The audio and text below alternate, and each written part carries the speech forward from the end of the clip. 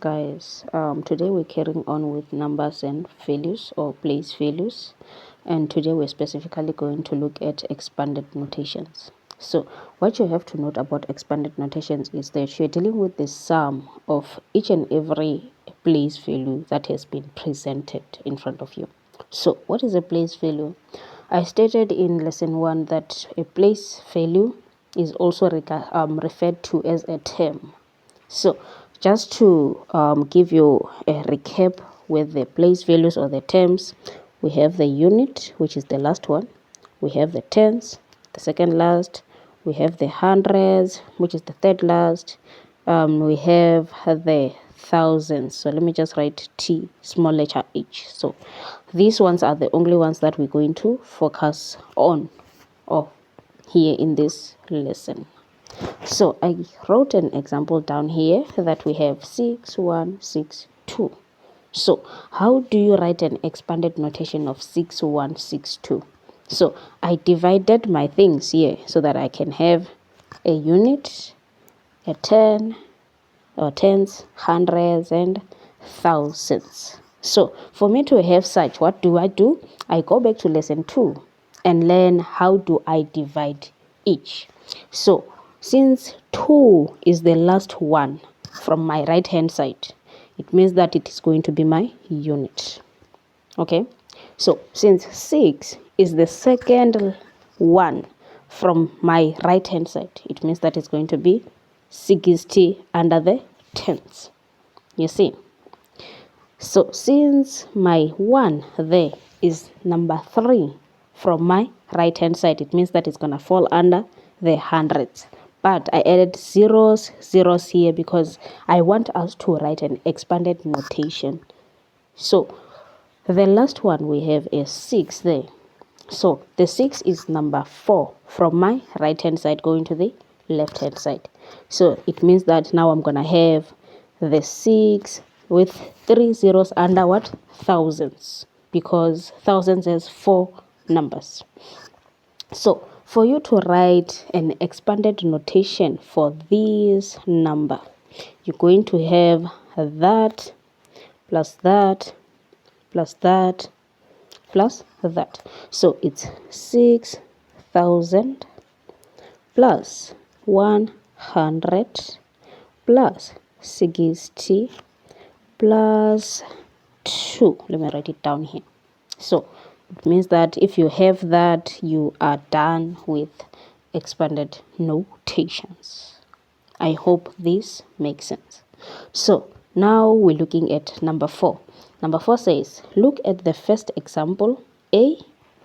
Now write other numbers in expanded notation. So A here, they gave us that we have 6, 5, 4. So they want us to write as expanded notations.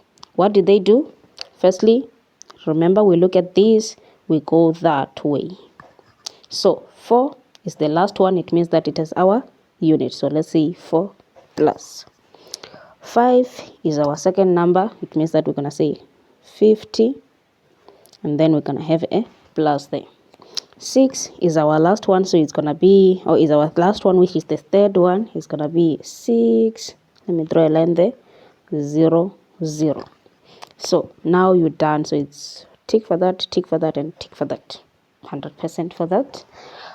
So B says we have 203.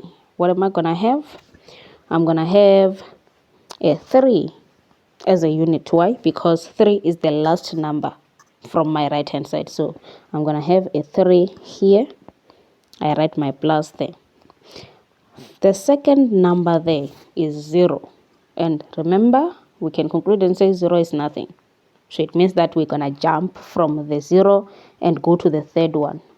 So just because we jumped the 3 or the 0 or the second one, it doesn't mean that we're going to say now we have, let me use this green, we're going to say we have 20. Because you can't do that, because now you can see the 2 is on our third place. What do? You have to write it at the third place. So the answer here is going to be 200 plus 3. Why? Because in between we have a 0. It means that we don't have tens, but we only have hundreds and units. I hope this makes sense. So jumping to the next one, it's drawing here. We have 2015. What do? We start off with the last number. So the last number is 5, which is going to be our unit. So we write it there and we write a plus there. The next one is 1 and it's the second number, so it's going to be 1, 0. Then we have our plus there. The third one is 0. What do? We pass it, but we don't replace it.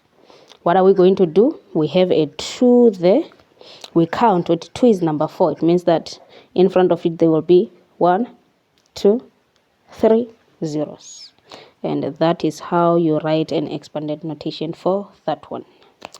So let's see the fourth one. We have 8002. So this one is very easy. What do? You have the last one and the first one. So you're just simply going to have your 2 unit plus zeros. You pass them, but you don't replace their place values. So you're going to have 8. 8 is number what? Is number 4. What am I going to have in front of 8? 3 zeros. So it's 3 zeros. So, okay, let me just remove that there and put it here. And then you are done writing the expanded notation for that part. So the last one, we have 7605. What am I going to do? I look at my last number, which is my unit. So I'm going to have a 5 there. I have a plus there. The next number is 0, 0, nothing. We pass, but we don't replace the value of the next one. So now we have number 3, which is a 6. So 6 is number 3. We're going to have 2 zeros in front of 6. The last one, let me not forget a plus there. The last one is 7. So 7 is number 4. So I'm going to write my 7 and 3 zeros. And for that, you are done. I hope this makes sense.